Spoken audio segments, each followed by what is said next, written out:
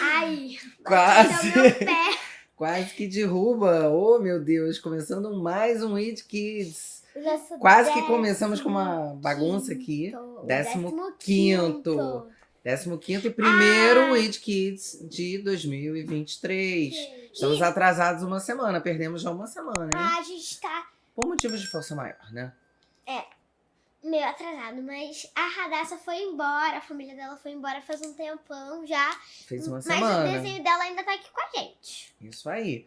E aí a gente vai dar continuidade. No episódio da semana passada, nós finalizamos a história da Batalha de Jericó. E o versículo era: tudo posso naquele que me fortalece. E tinha o... 4:13. Isso. E tinha o desenho que elas fizeram, mas que a gente não trouxe. Mas fizeram o desenho que era o desafio, não era? Botando o versículo. E aí, nessa semana, a gente já vai entrar num novo livro, que é o livro de Juízes. E quem vai falar o versículo da semana a ser memorizado? Vamos lá, dona Micaela, bem caprichado. Versículo a ser memorizado.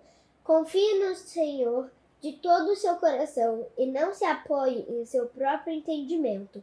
Provérbios 3:5. Muito bem. O tema da aula de hoje é o menor e mais novo. Verdade. Quem aqui é o mais novo da família? Eu também. Eu também sou caçula da minha família, sou a terceira. Caçula. Eu sou a primeira. Segunda. Você é a segunda. Ah, é verdade, meu outro. E aí, a nossa história é o seguinte. Vamos lá. Se você é o menor ou o mais novo da família, da sua família, talvez também ache que é o mais fraco. Mas isso não é verdade. Com a ajuda de Deus, até a pessoa mais nova ou a menor pode fazer coisas enormes. Ao ler a Bíblia, você vai descobrir histórias de pessoas jovens que o Criador usou para realizar os seus planos. Como o rei Davi. Como o rei Davi, foi ungido bem novinho, né? É verdade. Aqui no livro ele cita alguns exemplos, ó. Miriam teve um papel importante ao salvar a vida de Moisés. Ela era pequenininha. Ela ainda era bem jovem, né? E ela salvou a vida do seu irmão quando ele ainda era um bebezinho. A gente já viu essa história, né? E ela que fica amamentando o bebê até ele crescer e Moisés é criado no palácio. Todos eles, a Miriam era bem jovenzinha e Moisés era um bebê.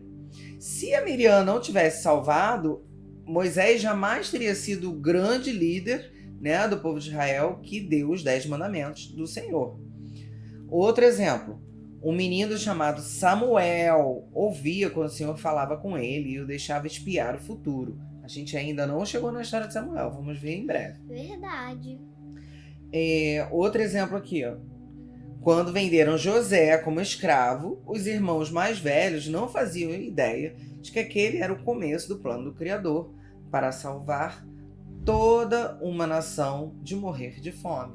E José era bem novinho também. Ele não era mais novo era Benjamim. Mas ele era bem novinho. Ele era bem novinho. E também o menino que foi ouvir Jesus falar para a multidão de milhares de pessoas não fazia ideia de que seu pequeno almoço serviria para alimentar todos os que estavam ali. Como é que é o nome dele mesmo? Não diz o nome dele, mas é o milagre da multiplicação dos pães e dos peixes. Você reparou que nenhum desses jovens sabia que Deus os estavam usando? Aham. Mesmo assim, todos eles foram peças no quebra-cabeça de Deus, o grande plano que ele tem para o mundo. Miriam, Moisés, Samuel, José e o menino do almoço, todos tinham um propósito. Umas 2 aulas atrás, a gente já conversou sobre propósito. Lembra que a gente conversou sobre propósito? Sim. Deus também tem um propósito para você. Para você. Que Pra agora você é não também, dormir pra você aí Agora é de não casa. dormir. Pra você que tá assistindo, lendo aqui. Deus o colocou no mundo por um motivo. Talvez você jamais entenda como a sua peça se encaixa no enorme quebra-cabeça dele, mas ela se encaixa. Deus sabe quem você é e como pode usá-lo. Você imagina quando a gente monta aquele quebra-cabeça muito grande que a gente gosta de montar. De 1.500 peças. Que você vê aquela pecinha lá perdida no meio de nada, que você nem imagina onde ela se encaixa. Pensa que Deus está lá do alto do céu, olhando para toda a humanidade, vendo cada pecinha, cada ser humano. E ele sabe exatamente onde cada um vai ter que entrar para formar uma grande figura, que é a igreja. A igreja, o corpo de Cristo. Isso aí, muito bem. Era isso que eu ia falar. Sério? Exatamente, eu ia falar isso mesmo. E aí nós temos um propósito, cada um tem uma função no corpo, tá? E às vezes quando a gente é muito jovem fica difícil de saber, né? Porque ainda não tem experiência, ainda não viveu muitas coisas. Mas com o passar do tempo, você vai acabando por saber qual é o seu propósito, tá? E usar seus dons também para louvar o Senhor. Você não precisa fazer absolutamente nada para ajudar a Deus a traçar os seus planos, pois Ele já conhece tais projetos. O plano de Deus já foi traçado lá na eternidade passada. Ele já sabe tudo o que vai acontecer, tá? O seu dever é obedecer ao que a Bíblia diz em Provérbios 3, 5, 6. Confie no Senhor de todo o seu coração e não se apoie no seu entendimento, seu próprio entendimento. Reconheça o Senhor em todos os seus caminhos e Ele endireitará as suas veredas. Então agora vamos conversar. Você acha que Deus ama as crianças? Sim. Sim? Por quê? Porque ele pregava para as crianças queriam ficar perto dele. Jesus, né? E Jesus perto das crianças. E você? Porque também Deus está no nosso coração, sempre vive com a gente. A gente vai na igreja, Ele vai junto com a gente. Ele tá o tempo todo, né? E por que Ele ama as crianças? Porque não apenas os adultos, a Micaela lembrou bem daquele... Não só adultos são de Deus. Não significa que só adultos são de Deus. Todas as pessoas são de Deus. Deus ama todas as pessoas, né? Deus ama todas as pessoas, mas nem todas as pessoas querem se achegar ao Senhor. Era isso, né? Mas Deus ama todas as pessoas e Ele estende o plano dele para alcançar todas as pessoas. Algumas pessoas são eleitas para serem a imagem e semelhança do seu filho, que é o que está escrito na palavra. E outras pessoas podem alcançar o reino, né, como povo. A gente vai ver isso mais para frente. Mas a Pietra tá certa. Não é só para os adultos, é para as crianças também. E eu ia citar o exemplo. Você citou qual foi o exemplo? Também nem só para crianças Jesus. Mas qual? Nem também só as crianças. Ah, que as crianças queriam ficar perto dele, né? Também não são todas as crianças também. Tem bebês que vão junto na igreja, eles podem até entender algumas coisas, mas não todas. Bebê não entende. Bebê não consegue entender nada. Bebê não consegue entender, mas Deus ama os bebês. Ó, mas tem uma história que Deus fala com um bebezinho, sim. Qual bebezinho? João Batista, ele tava no ventre e ele se mexe todo quando a Maria aparece com Jesus já na barriga dela também, lembra? Viu, Micaela? Ele tava no ventre e ele se mexe todo. Lembra dessa parte? Mas eu ia citar o exemplo que quando as crianças queriam estar perto de Jesus e os discípulos falavam, não atrapalha o mestre, não atrapalha. E ele falou, não, deixa vir as crianças, porque delas é o reino dos céus. Lembra? Foi isso que eu disse. Então, exatamente. Então, sim, Deus ama as crianças. E agora, você acha difícil simplesmente confiar em Deus? Aleluia, foi. Às vezes é difícil a gente simplesmente confiar em Deus quando a gente está passando por problemas, dificuldades. Muitas vezes a gente tenta resolver alguns problemas na força do nosso braço. E não é isso que Deus deseja. Deus deseja que a gente confie completamente nele. Peça em oração, discernimento, direção, para a gente fazer tudo aquilo que é da vontade do Senhor, e não só o que é da vontade do nosso coração. Então, sim, às vezes é difícil, sim. Principalmente quando a gente está passando por muitos problemas. Mas temos que confiar em Deus. Sabendo que a gente já leu esse versículo, é um versículo que a gente sempre fala, que todas as coisas cooperam para um bem daqueles que amam o Senhor e que foram chamados segundo o seu propósito. Olha aí, propósito, viu? Então vamos lá, dando continuidade ao nosso livrinho. Como diversão em família, temos a seguinte missão, de seguir a pista. Ele vai dar algumas pistas que vai usar...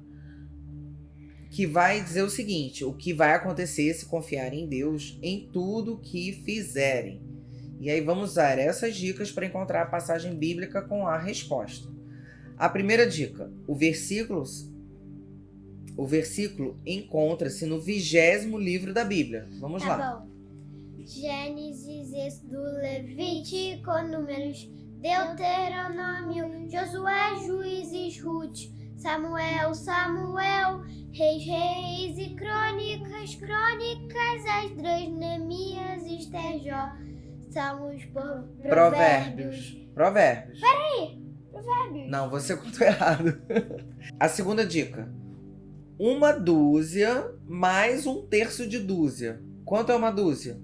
12. E quanto é 1/3 de 1/2? Qual é o número que multiplicado por 3 vai dar 12? 4. Então, ele quer 1/2, 12, mais 1/3 de 1/2, 4. 12 mais 4, quanto é? 16. Esse é o capítulo. E agora, qual é o número que invertido se parece com a letra E? 3. Então, vamos lá. Provérbios 16. Encontrei, sinto cheiro de sucesso. Bonitinho, né? É. Provérbios 16, versículo 3. Qual era a pergunta? Vocês se lembram? O que vai acontecer se confiarem em Deus em tudo que fizerem? E aqui está a resposta. Consagre ao Senhor tudo o que você faz e os seus planos serão bem-sucedidos. Esta é a dica da palavra de Deus, para a gente ser bem-sucedido, confiar em Deus e consagrar tudo aquilo que a gente faz. Entendido? Sim. Então vamos agora avançar com a nossa história do dia, que eu já dei a dica, que é de Gideão. Vamos conhecer um pouquinho da história de Gideão. Vou ler alguns trechos de Juízes 6 até o 8, tá? Vou ler pulando alguns versículos. Agora deu Provérbios. Agora deu Provérbios. Tá ruim de contar os dedos aí, gente. A gente contou 3 vezes para poder dar certo. Então vamos lá, vamos ler Juízes, capítulo 6 ao 8, alguns pedaços, tá? Não vou ler tudo não, para não ficar muito longo para as crianças. De novo os israelitas fizeram o que o Senhor reprova. Olha lá, sempre o povo de Israel fazendo o que o Senhor reprova. Durante 7 anos, ele os entregou nas mãos dos midianitas. Os midianitas dominaram Israel. Por isso, os israelitas fizeram para si esconderijos nas montanhas, nas cavernas e nas fortalezas. Sempre que os israelitas faziam as suas plantações, os midianitas, os amalequitas e outros povos da região a leste deles as invadiam. Acampavam na terra e destruíam as plantações ao longo de todo o caminho até Gaza. E não deixavam nada vivo em Israel, nem ovelhas, nem gado, nem jumentos. Eles subiam trazendo seus animais e suas tendas e vinham como enxames de gafanhotos. Era impossível contar os homens e seus camelos. Invadiam a terra para devastá-la. Por causa de Midian, Israel empobreceu tanto que os israelitas clamaram por socorro ao Senhor. Então a gente vê aqui que o Senhor permitiu durante 7 anos eles serem completamente devastados por Midian, pelo povo de Midian. E aí finalmente eles se lembraram, né, de clamar ao Senhor. É que nem o negócio de hoje, né? Qual? Do crente que a gente viu. É? Que Crente lembra? emergência? É. Crente 190, só lembra da emergência, né? Versículo 7. Quando os israelitas clamaram ao Senhor por causa de Midian, ele lhes enviou um profeta que disse: Assim diz o Senhor, o Deus de Israel: Tirei vocês do Egito, da terra da escravidão. Eu os livrei do poder do Egito e das mãos de todos os seus opressores. Expulsei-os e dei a vocês a terra deles. E também disse a vocês: Eu sou o Senhor, seu Deus. Não adorem os deuses dos amorreus, em cuja terra vivem. Mas vocês não me deram ouvidos. Vocês percebem que toda vez que o povo de Israel não faz o que o Senhor ordenou, que está lá no 2º mandamento, né? De não fazer estátuas, culturas, de não adorar outros deuses. O 1º mandamento de adorar só o Senhor. O peso do Senhor vem sobre o povo. Versículo 11. Então o anjo do Senhor veio e sentou-se sobre a grande árvore de Ofra, que pertencia a Bisrita Joás. Gideão, que era filho de Joás, estava malhando trigo num tanque de prensar uvas para escondê-los dos midianitas. Então o anjo do Senhor apareceu a Gideão e lhe disse: "O Senhor está com você, poderoso guerreiro." "Ah, Senhor," Gideão respondeu, "se o Senhor está conosco, por que aconteceu tudo isso? Onde estão todas as suas maravilhas que os nossos pais nos contam quando dizem: não foi o Senhor que nos tirou do Egito? Mas agora o Senhor nos abandonou e nos entregou nas mãos de Midian." O Senhor se voltou para ele e disse: "Com a força que você tem, vá libertar Israel das mãos de Midian. Não sou eu quem o está enviando?" "Ah, Senhor," respondeu Gideão, "como posso libertar Israel? Meu clã é o menos importante de Manassés e eu sou o menor da minha família." "Eu estarei com você," respondeu o Senhor, "e você derrotará todos os midianitas como se fossem um só homem." Versículo 17. E Gideão prosseguiu: "Se de fato posso contar com teu favor, dá-me um sinal de que és tu que estás falando comigo. Peço-te que não vás embora até que eu volte e traga a ti a minha oferta e a coloque diante de ti." E o Senhor respondeu: "Esperarei até você voltar." E aí, na sequência, Gideão vai em casa, ele pega um cabrito, faz uma farinha com pão, né, sem fermento, faz um pão, bota a carne e faz uma oferta, né, diante do anjo do Senhor.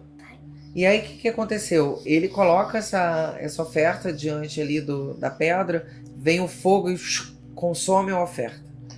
E aí ele fica desesperado: "Eu vi o anjo do Senhor face a face, eu vou morrer." E ele fala: "Não precisa se preocupar, não tem medo, você não vai morrer." E aí ele faz um altar que recebe: "O Senhor é paz." E está escrito que permanece até os dias de hoje.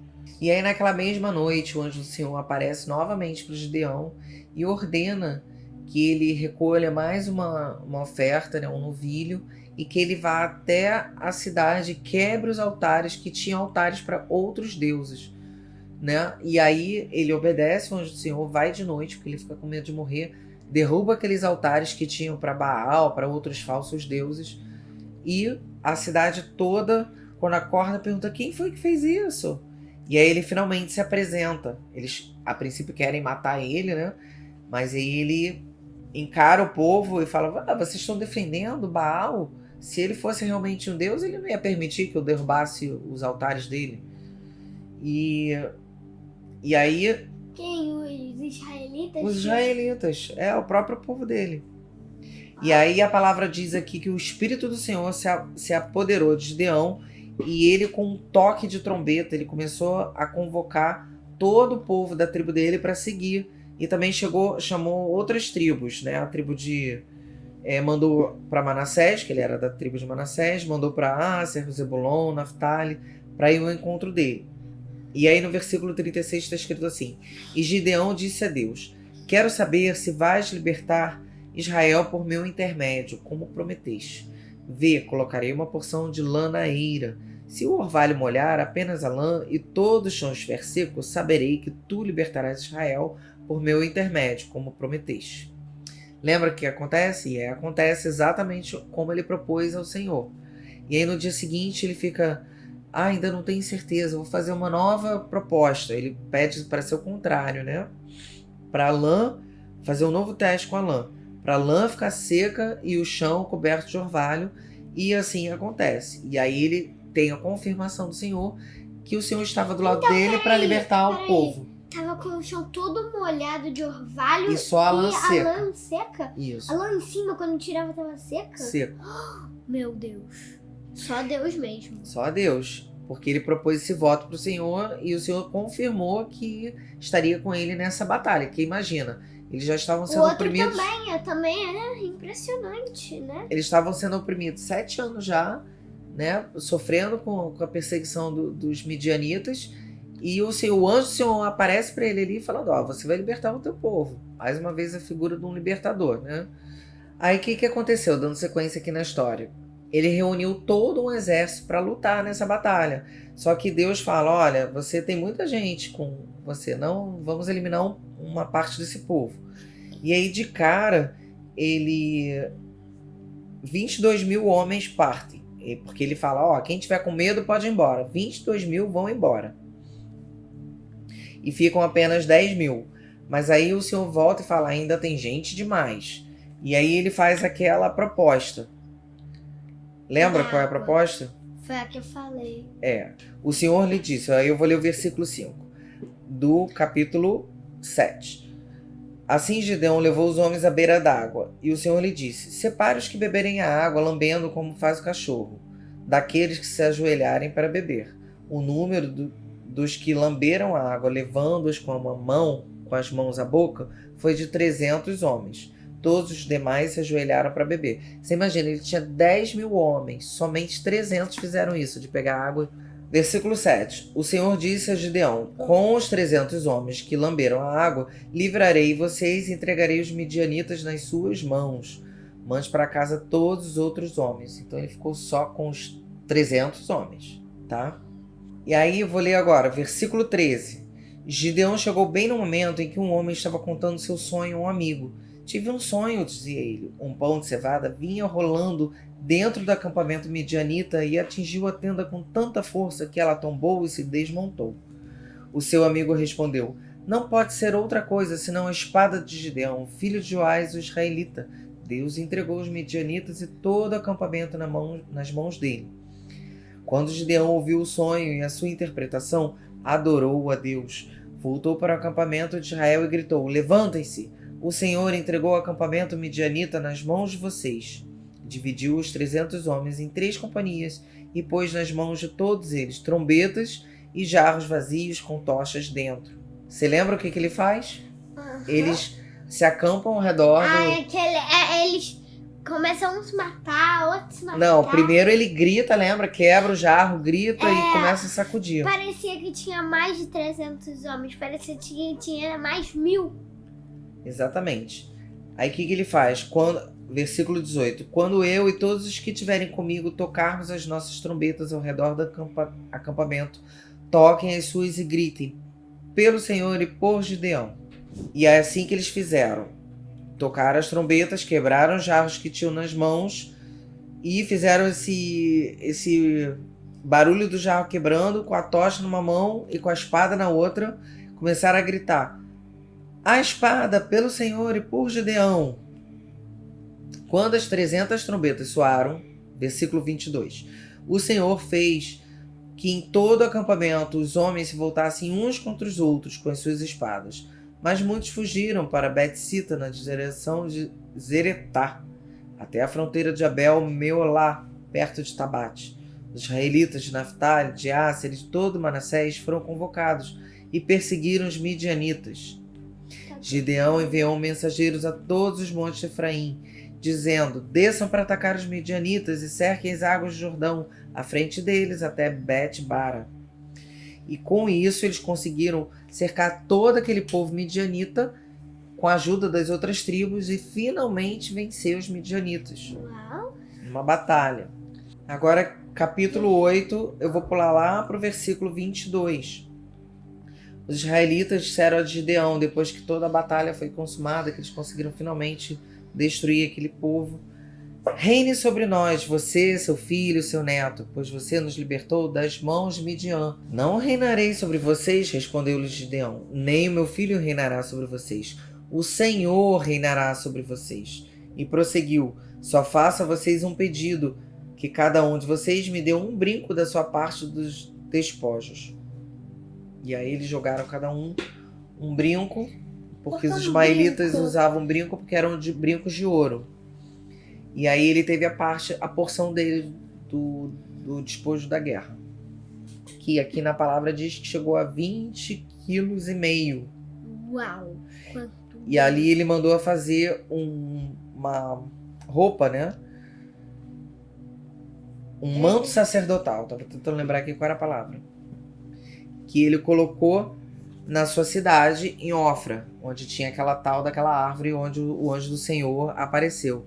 E aí vocês acreditam que todo Israel se prostituiu fazendo esse manto um objeto de adoração mais uma vez? Acredita nisso? Sério? Sério. O manto? Eles adoravam o manto? Adoravam o manto. E aí eu vou... Era do Senhor? Não, o manto era de Gideão, da sua família. E eles começaram a adorar o manto. Um povo extremamente idólatra. A gente sempre vê o povo caindo no mesmo erro. É que nem um negócio do... Só clama só por ajuda. Só na hora que esquece o resto. Não só esquece, como desobedece, né? É. E agora, para finalizar, versículo 33. Logo depois que Gideão morreu, os israelitas voltaram a prostituir-se com os Baalins. Baalins eram pequenos estatuazinhas de Baal, cultuando-os. Ergueram Baal-Berite como seu deus e não se lembraram do Senhor, o seu Deus, que os tinha livrado das mãos de seus inimigos em redor. Novamente Então, isso. mais uma vez a gente vai ver que o povo, por desobedecer, vai sofrer as consequências. Veremos na próxima lição. E agora? Lembra que a gente sempre fala que Deus estende como se fosse um guarda-chuva de bênção, guarda-chuva de maldição, e está estendido ali. Debaixo de qual que você quer ficar? Da benção. Da benção.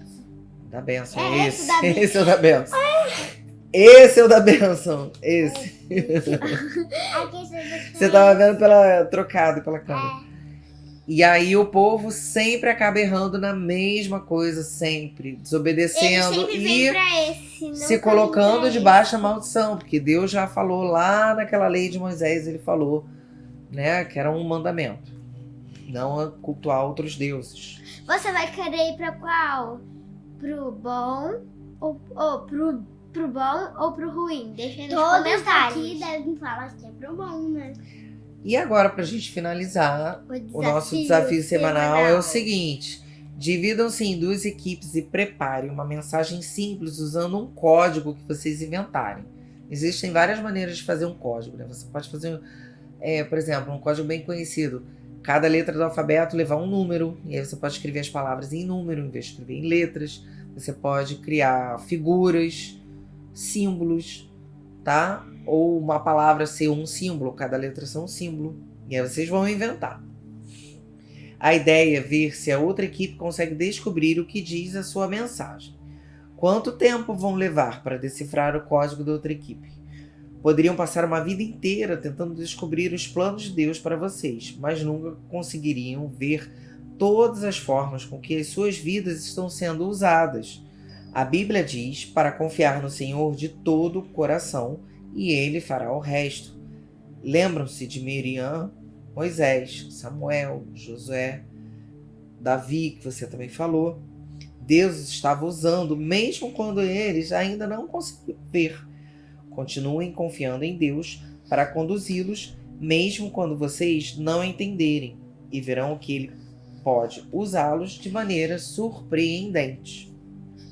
E com isso a gente finaliza a nossa história de hoje. Eu gostei desse desafio Estamos semanal. aprendendo a confiar em Deus. Ser eu e mamãe versus papai Peter. Estamos aprendendo a confiar em Deus todos os dias, ok?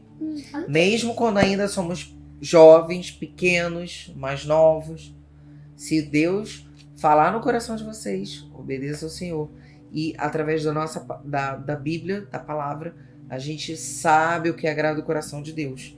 E pode sempre estar em obediência para não ser como um povo teimoso de Israel, que acaba cometendo sempre o mesmo erro e errando. Combinado? Sim. Então, Tchau. até o próximo vídeo.